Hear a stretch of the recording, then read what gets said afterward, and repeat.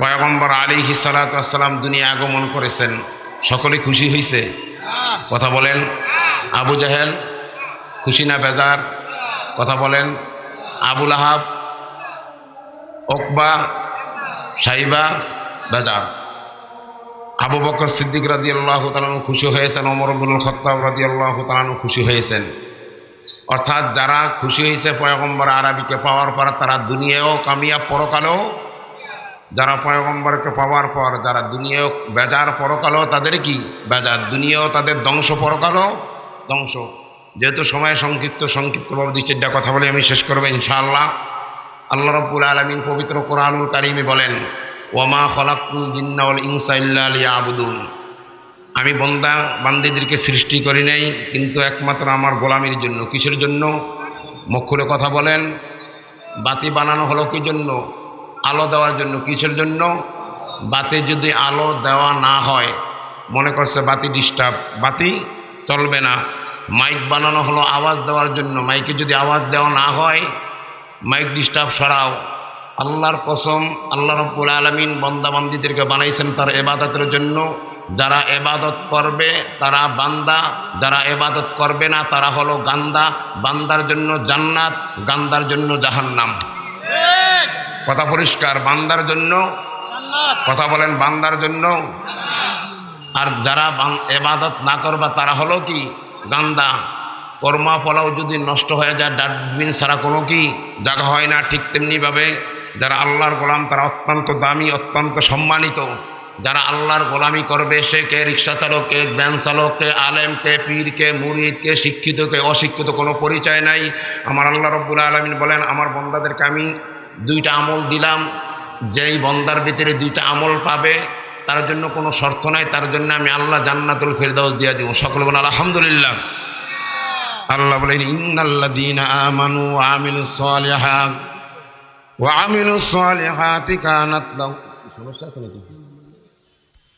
ওয়া আমিলুস সালিহাতি কানাত লাহুম জান্নাতুল ফিরদাউস নুজুলা।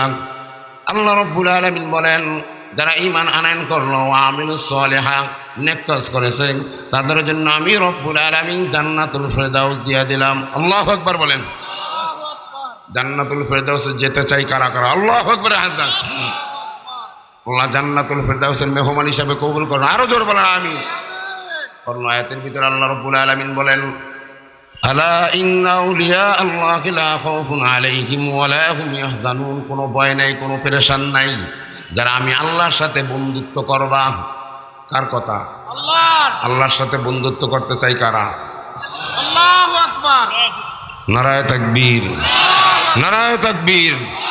আল্লাহ আপনি আমাদের সকলকে বন্ধু বানায় নেন। সকলে বলেন আমিন। আরো জোরে বলেন আমিন। বলেন, হুজুর বন্ধু বানানোর কথা আল্লাহ বললেন কেন? কেননা বন্ধুর বাড়িতে গেলে কোনো টেনশন, কথা বলেন, টেনশন নাই। যারা আল্লাহর বন্ধু, যারা আল্লাহর বন্ধু হিসাবে দুনিয়া থাকবে, কোনো টেনশন নাই। পরকালে যাওয়ার পরে কোনো টেনশন, কথা বলেন। কারণ বন্ধুর বাড়িতে গেলে নিরাপদ, কোনো টেনশন নাই। ঠিক আল্লাহর কসম, আল্লাহ কোরআনে বলেন, হে দুনিয়ার মানুষ, আমাকে যারা বন্ধু বানাইবা তাদের কোনো টেনশন দুনিয়াও নেই, আখিরাতেও নাই। ঘোষণাকার আল্লাহ নিজে বলেন, লা খাউফুন আলাইহিম ওয়া লা হুম ইয়াহজানুন। কোনো পেরেশানও নাই, কোনো টেনশন, কোনো ভয়ও নাই। এই কথা কার? মুখ খুলে বলেন কথা আল্লাহ রাব্বুল আলামিন। আল্লাহকে বন্ধু বানাইতে রাজি আছি। এখন আল্লাহকে বন্ধু বানাইতে হলে নামাজ পড়া লাগবে না, কথা বলেন।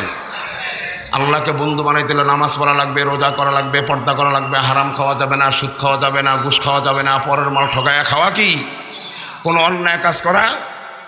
পরের জমি ঠকায় খাওয়া যাবে? কথা বলেন না কা?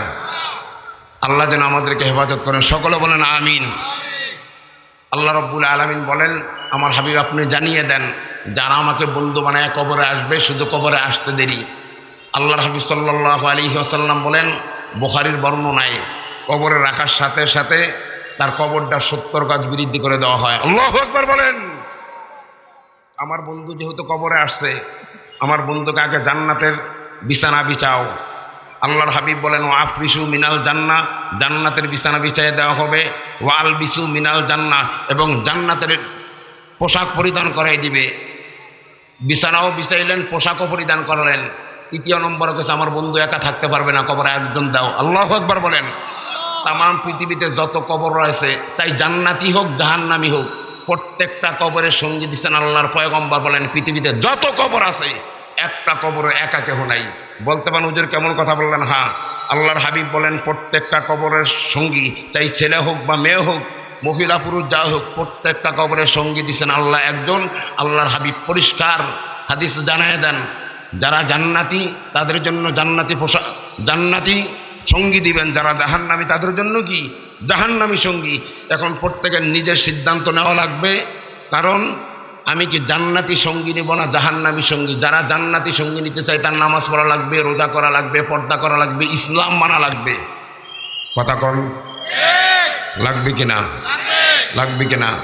জমিনের মালিককে, আসমানের মালিককে, হায়াতের মালিককে, সব কিছুর মালিককে আল্লাহ। অথচ আসমানের মালিক যিনি, জমিনের মালিক যিনি, তার কথা বলতে কি বহু বাধা আছে না নাই? কথা বলেন না কা? বহু জায়গায় প্রোগ্রাম, কুষ্টিয়াতে গেলাম এই কয়েক মাস, অর্থাৎ দেশ স্বাধীন হওয়ার পূর্বে মুফতি আব্দুল সালাম সাহেব দামাত বরকাম, এত বড় আলেম, হুজুর এত ঝামেলা, প্রোগ্রাম নস্বাত করেই দিবে, করতে দিবেই না। তারপরে কিছু আল্লাহর যুবক মন্দারা আছে যাদের ইমানের পাওয়ার কি মজবুত, আল্লাহ শুকর করে জীবনের যদি রক্ত দেওয়া লাগে তারপর মাহফিল হবেই। আল্লাহু আকবার বলেন। এরকম যুবক আছে না নাই? আল্লাহ যেন প্রত্যেকটি ঘরে ঘরে ইসলামের সৈনিক তৈরি করে দেন। সকলে বলেন আমিন, আরো জোরে বলেন আমিন। ও আখিরে দাওয়ানা আলহামদুলিল্লাহি রাব্বিল আলামিন।